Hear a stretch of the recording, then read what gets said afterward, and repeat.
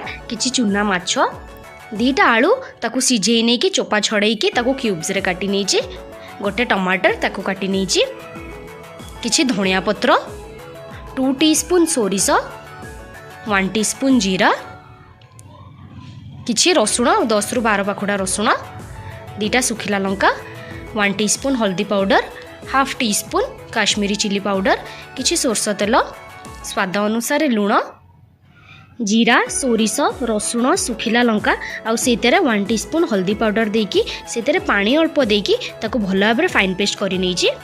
एठी मु 500 ग्राम्स माछ नेछि, चुना माछ जोटा कि हमर बाउंस पत्री माछ।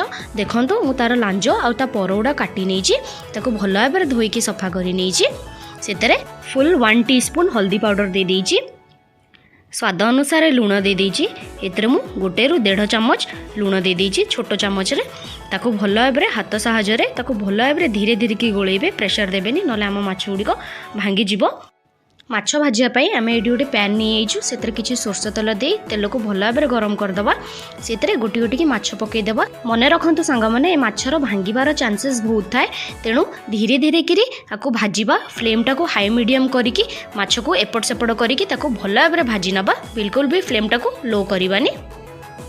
देखंतु सबु माछ जाक आमे भल भाव ताकू भाजिकी काढी नेइछु। से गोटे कढ़ई रे आमे 4 रु 5 चम्मच सोरष तेल नहीं आइछु, सेतरे हाफ टीस्पून सोरिष पकई दबा। तेलटा भल भाव गरम हो सारा पर आउ किछि रसुण ताकू चोपा सह ताकू छेची नेइछि मु, ताकू भी एतरे पकई दबा। ए रसुणर टिके कलर चेंज हवा पर्यंत याकू टिके भाजी दबा। आम रसुणर कलर चेंज हो आसिलानी, सेतरे फ्लेम टाकू लो करदबा। लो करिकी सेतरे अल्प टिके 1 पिंच काश्मीरी चिली पाउडर पकई दबा, एटा अल्प टिके कलर पई।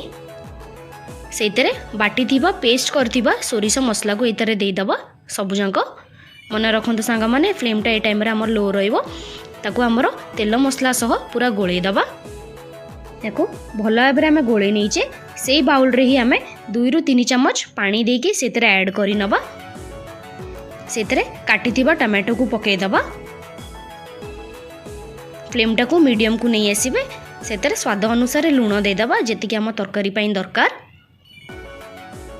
सेतरे 2टा आंबुल दे देइछि, ताकू भल भाव गोळे दबा। आ याकू बेसी कसिबानी सांग माने, बस 3 रु 4 मिनट पर्यंत याकू हाई फ्लेम रे कसिबे। देखंतु सांग माने आम मसलाटा पूरा कसी हे गेलानी, सेतार आम सिजा आलू को पकई दबा ए टाइम रे। आ याकू कसिबानी, बस याकू गोळेई की 10 रु 20 सेकेंड पर्यंत याकू टिके एपट सेपट कर दबा। बेसी मसला को कसिबेनी, नहले आम मसलाटा पूरा पिता हे जिवो, जेहेतु हमर एटा सोरिष मसला।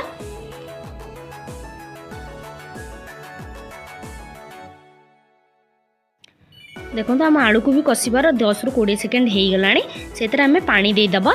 एतरे मु 1 ग्लास पानी देइछि, बेसी पानी देइनी, जेहेतु आमे आकु पूरा झोल करूनु सेतपय मु बेसी पानी देइनी, 1 ग्लास पानी देइछि। याकू भल भाव गोळे दबा।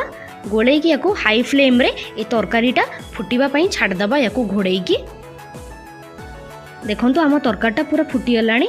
ए टाइम रे आमे भाजीतिबा माछ को गोटी गोटी करी पकई दबा, जेति कि आपनको तरकारी दरकार सेति माछ एतरे पकई दबा। देखंतु सब माछ जांको पकई देइछि, ताको बेसी गोळेबानी, बस हल्का हाथ रे ताको टिके प्रेस करिकी पुन थरे घोड़ेकी याकू 30 रु 40 सेकेंड पर्यंत टिके तरकारी फुटिबा पई छाड़ी दबा। देखंतु आम तरकारी आम माछ बेसर पूरा रेडी हो जाइछि। सेतरे किछि काटिथिबा धनिया पत्र पकई दबा सांग माने। आपनको जदि मो रेसिपी भल लागिला लाइक शेयर कमेंट